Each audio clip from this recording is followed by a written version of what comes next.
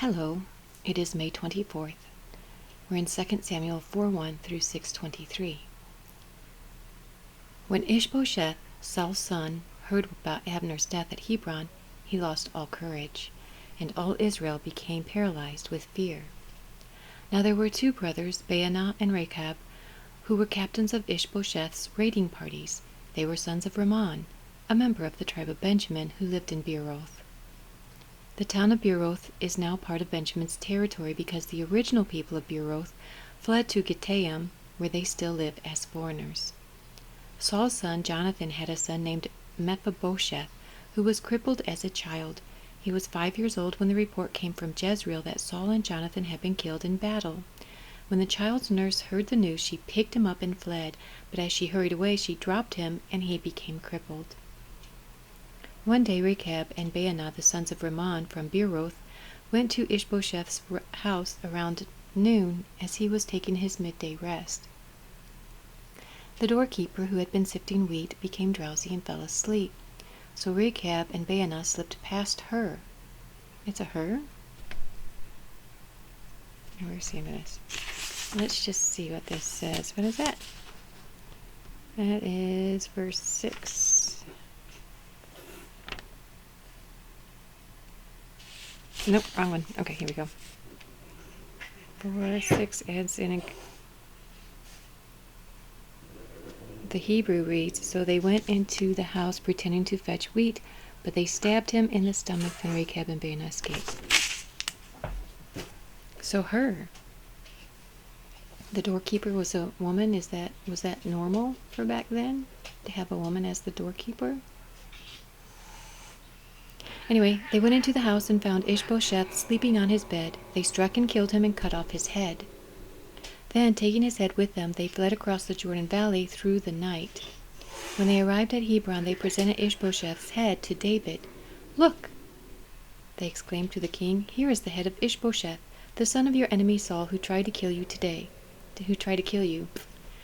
the Lord has given my lord the king revenge on Saul and his entire family." But David said to Rechab and Baanah, "The Lord, who saves me from all my enemies, is my witness. Someone once told me Saul is dead, thinking he was bringing me good news, but I seized him and killed him at Ziklag. That's the reward I gave him for his news. How much more should I reward evil men who have killed an innocent man in his own house and on his own bed? Shouldn't I hold you responsible for his blood and rid the earth of you?" Wow, like he's really going to extreme with these men, and they are trying to do good by him, but he's just really letting them have it. So David ordered his young men to kill them, and they did. They cut off their hands and feet and hung their bodies beside the pool in Hebron. Then they took Ishbosheth's head and buried it in Abner's tomb in Hebron. Then all the tribes of Israel went to David at Hebron and told him, "We are your own flesh and blood. In the past, when Saul was our king, you were the one who really led the forces of Israel, and the Lord told you, 'You will be the shepherd of my people Israel. You will be Israel's leader.'" So there at Hebron, King David made a covenant before the Lord with all the elders of Israel, and they anointed him king of Israel. David was 30 years old when he began to reign, and he reigned 40 years in all. I'm having a hard time speaking this morning. He had reigned over Judah from Hebron for 7 years and 6 months, and from Jerusalem he reigned over all Israel and Judah for 33 years. David then led his men to Jerusalem to fight against the Jebusites, the original inhabitants of the land who were living there. The Jebusites taunted David, saying, "You'll never get in here. Even the blind and lame could keep you out." For the Jebusites thought they were safe, but David captured the fortress of Zion, which is now called the City of David. On the day of the attack, David said to his troops, "I hate those lame and blind Jebusites. Whoever attacks them, strike by going into the city through the water tunnel." That is the origin of the saying, "The blind and the lame may not enter the house." So David made the fortress his home, and he called it the City of David.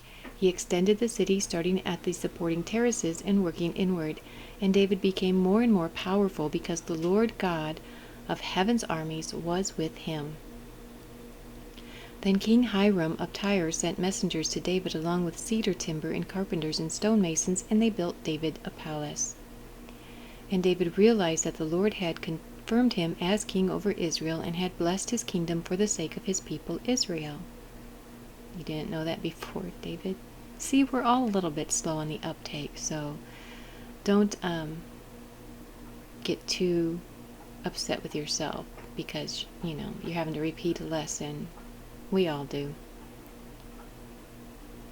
After moving from Hebron to Jerusalem, David married more concubines and wives, and they had more sons and daughters.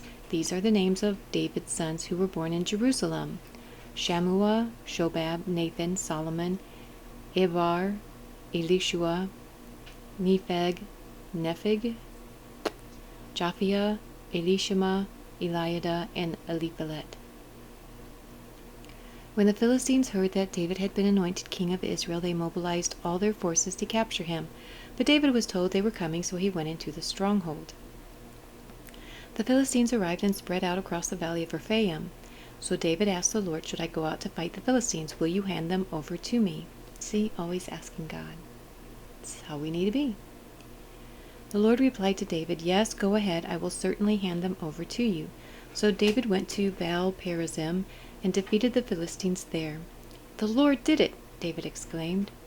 "He burst through my enemies like a raging flood."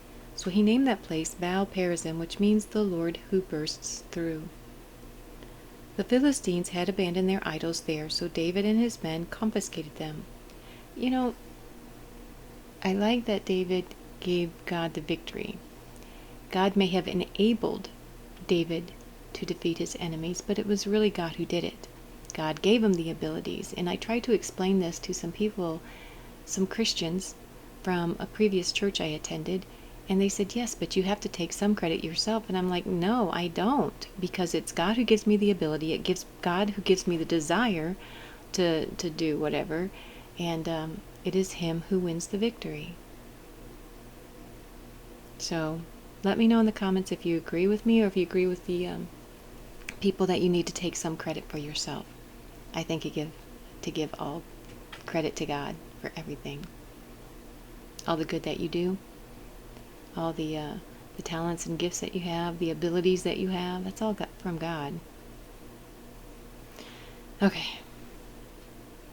But after a while the Philistines returned and again spread out across the valley of Rephaim. And again David asked the Lord what to do. "Do not attack them straight on," the Lord replied. "Instead, circle around behind and attack them near the poplar trees. When you hear a sound like marching feet in the tops of the poplar trees, be on the alert. That will be the signal that the Lord is moving ahead of you to strike down the Philistine army." So David did what the Lord commanded, and he struck down the Philistines all the way from Gibeon to Gezer.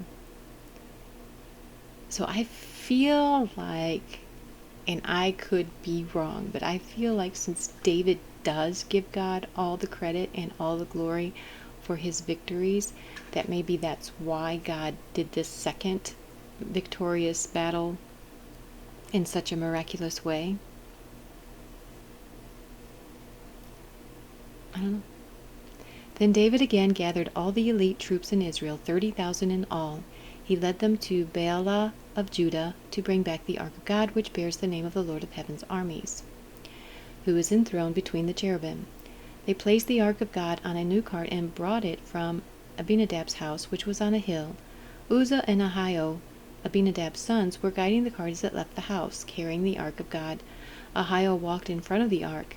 David and all the people of Israel were celebrating before the Lord, singing songs and playing all kinds of musical instruments: lyres, harps, tambourines, castanets, and cymbals. But when they arrived at the threshing floor of Nacon, the oxen stumbled, and Uzzah reached out his hand and steadied the ark of God. Then the Lord's anger was aroused against Uzzah, and God struck him dead because of this, so Uzzah died right there beside the ark of God. Ouch. Now, I feel like that was a little extreme, because should he have let maybe the ark fall off of the cart and possibly break? I feel like that was a little extreme. But I'm not God, so I can't stand in judgment of God.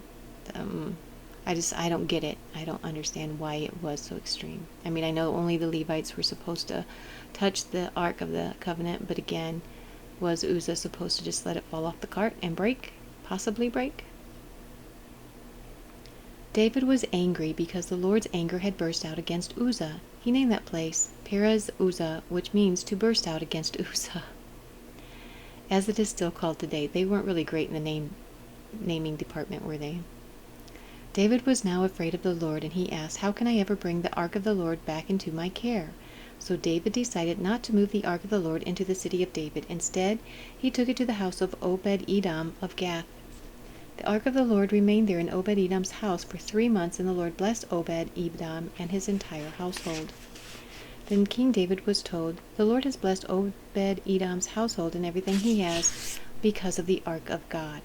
So David went there and brought the ark of God from the house of Obed-Edom to the city of David with a great celebration. After the men who were carrying the ark of the Lord had gone 6 steps, David sacrificed a bull and a fattened calf. 1, 2, 3, 4, 5, 6. Okay, stop.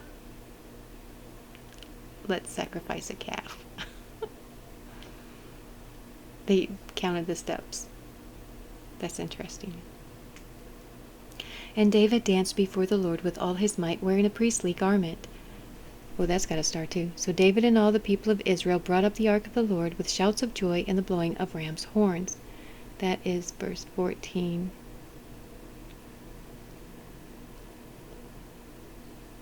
Very okay. A linen ephod. So the priestly garment apparently is a linen ephod. But as the ark of the Lord entered the city of David, Michal, the daughter of Saul, looked down from her window. When she saw King David leaping and dancing before the Lord, she was filled with contempt for him. They brought the ark of the Lord and set it in its place inside the special tent David had prepared for it, and David sacrificed burnt offerings and peace offerings to the Lord. When he had finished his sacrifices, David blessed the people in the name of the Lord of heaven's armies. Then he gave to every Israelite man and woman in the crowd a loaf of bread, a cake of dates, and a cake of raisins. Then all the people returned to their homes. Why is that? What is a portion of meat? So it's either a cake of dates or a portion of meat. The meaning of the Hebrew is uncertain. When David returned home to bless his own family, Michal, the daughter of Saul, came out to meet him. She said in disgust, "How distinguished the king of Israel looked today, shamelessly exposing himself to the servant girls like any vulgar person might do." David retorted to Michal, "I was dancing before the Lord, who chose me above your father and all his family. He appointed me as the leader of Israel, the people of the Lord, so I celebrate before the Lord. Yes, and I am willing to look even more foolish than this, even to be humiliated in my own eyes. But those servant girls you mentioned will indeed think I am distinguished." So Michal, the daughter of Saul, remained childless throughout her entire life. Wow. Never, he was celebrating before the Lord. That's why I don't understand those denominations that say dancing is wrong. David danced. It's throughout the Bible, people danced and celebrated. Obviously, they probably weren't doing any dirty dancing, but I don't know, maybe they did. I don't know how they danced back then. But they danced, and that's the main thing. Dance is a celebration. So, that's my 2 cents worth. It's a celebration, it's not a sin. John 13:31 through 14:14. As soon as Judas left the room, Jesus said, "The time has come for the Son of Man to enter into his glory, and God will be glorified because of him. And since God receives glory because of the Son, he will soon give glory to the Son. Dear children, I will be with you only a little longer. And as I told the Jewish leaders, you will search for me, but you cannot come where I am going. So now I am giving you a new commandment. Love each other. Just as I have loved you, you should love each other. Your love for one another will prove to the world that you are my disciples." That's why it's so important that we learn to love people. It's hard. People make it so difficult to love them. But we have to try every single day is a new day, so we have to try anew every single day. Never give up. Simon Peter asked, "Lord, where are you going?" And Jesus replied, "You cannot go with me now, but you will follow me later." "But why can't I come now, Lord?" he asked. "I'm ready to die for you." Jesus answered, "Die for me? I tell you the truth, Peter. Before the rooster crows tomorrow morning, you will deny 3 times that you even know me. Do not let your hearts be troubled. Trust in God, and trust also in me. There is more than enough room in my Father's home. If this were not so, would I have told you that I'm going to prepare a place for you? When everything is ready, I will come and get you, so that you will always be with me where I am. And you know the way to where I am going." "No, we don't, Lord," Thomas said. "We have no idea where you are going, so how can we know the way?" Jesus told him, "I am the way, the truth, and the life. No one can come to the Father except through me. If you had really known me, you would know who my Father is. From now on, you do know him and have seen him." Philip said, "Lord, show us the Father, and we will be satisfied." Jesus replied, "Have I been with you all this time, Philip, and yet you still do not know who I am? Anyone who has seen me has seen the Father. So why are you asking me to show him to you? Do you not believe that I am in the Father, and the Father is in me? The words I speak are not my own, but my Father who lives in me does his work through me. Just believe that I am in the Father, and the Father is in me, or at least believe because of the work you have seen me do. I tell you the truth, anyone who believes in me will do the same works I have done, and even greater works, because I am going to be with the Father. You can ask for anything in my name, and I will do it, so that the Son can bring glory to the Father. Yes, ask me for anything in my name, and I will do it." That's not to make him a genie in a bottle. So you can't say, "All right, in Jesus' name, I pray for $500 million. He's not going to do that. I mean, he could, but he probably won't, because that's not what this is about. This is not about for selfish gain. And I've heard some pastors teach that as we draw closer to God and understand his word more and more, the more we desire what he desires, so that when we do ask, we're just asking what he desires anyway.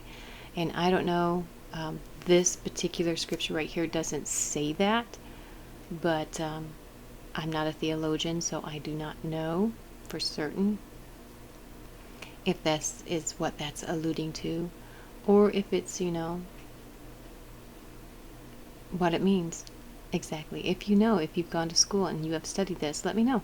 I'm honestly curious to know. All right, there you go. The Bible reading for today. I'm about ready to go back to bed. Don't forget to click over here for Psalms and Proverbs, and I will see you tomorrow. Have a great day. God bless you. I love you. Bye.